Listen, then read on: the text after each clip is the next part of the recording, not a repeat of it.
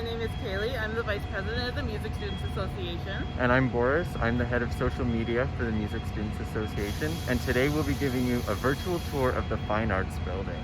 This is the entrance to the Fine Arts Building. It's kind of nondescript, but it's right by the bus loop. And once you walk up from the bus loop, you can just tap your card at the little card scanning thing at the entrance and walk right in. This is the entrance to the Fine Arts Building on the inside. These are the stairs that go up to all 3 floors and also down to a little study area just below the first floor. This, a lot of people refer to this as the pit just because it's down below the first floor. They've really tried to make an effort this last year to make it less gloomy, and I think it actually is pretty nice down here now. However, the Wi-Fi signal sometimes is really weak down here, so don't plan to do a lot of surfing or streaming or anything down here.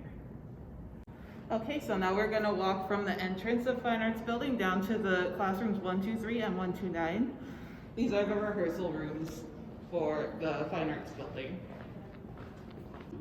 Okay, this is rehearsal room 123. This is where concert bands, symphonic winds, and the symphony rehearse most of the time.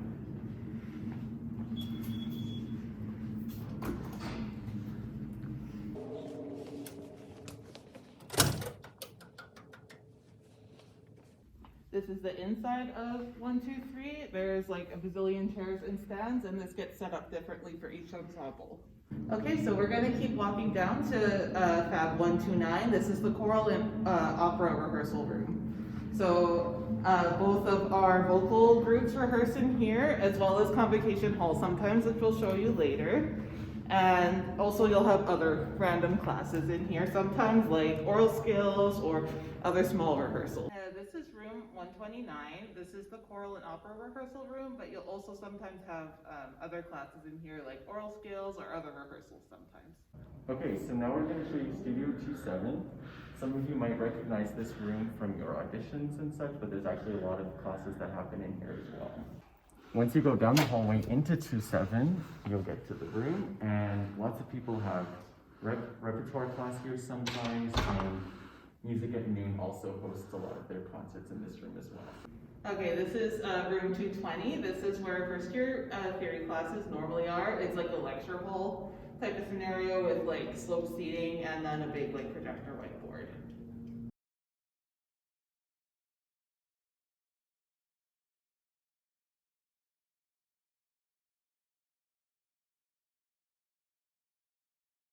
So on the 3rd floor through these doors, you'll find the piano practice hallway. There's undergraduate practice rooms as well as one room just for graduate students. And then through those doors there, you can get to chamber music, instrumental rooms, vocal practice rooms, as well as the offices of all the professors. Okay, so we are arriving at the music art office. It's on the 3rd floor across from the piano hallway. And normally this is open during these times right here. Satoko is the office administrator. She deals with anything to do with bookings or keys or anything like that. And then Steven, the undergrad advisor, is there. The chairs of the department. Basically anything administrative is all in here. So this is the chamber music room. It's number 346, and this often will have some rep classes. There's usually rehearsals in here for small groups, and sometimes other smaller classes meet in here as well.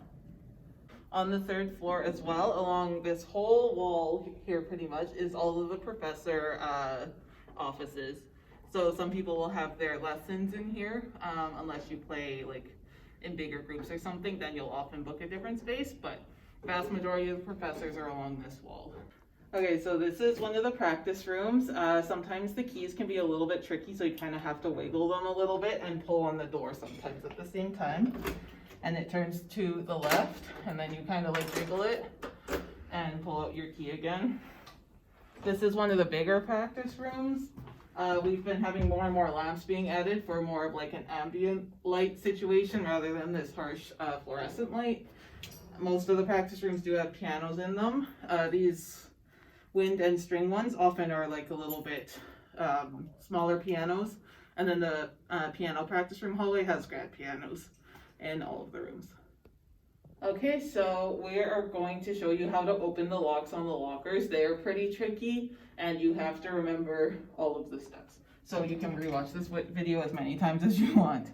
So first, you should spin the lock probably a few times just to make sure it's really reset. And then you go to your first number by spinning it to the right toward the number.